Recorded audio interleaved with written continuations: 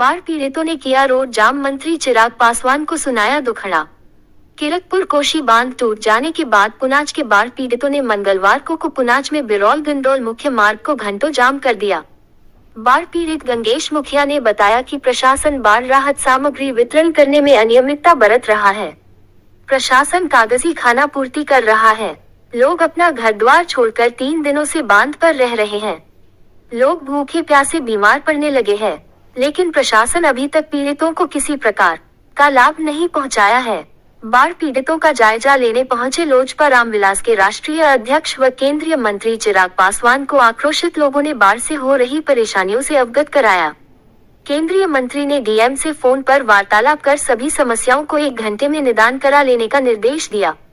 मंत्री के समझाने बुझाने पर आक्रोशित बाढ़ पीड़ित शांत हुए। सर, यहाँ पर बाढ़ पीड़ित लोग जो है सब परेशान। मैंने यहाँ पर सारे काम किए हुए तो बात हुई है स्थानीय प्रशासन से, एसडीओ तत्काल यहाँ पर आ रहे हैं और जो भी समस्या है उसको तुरंत उसको हल किया जाएगा। जी जी जी, इसीलिए हम स्वयं आए हैं ना।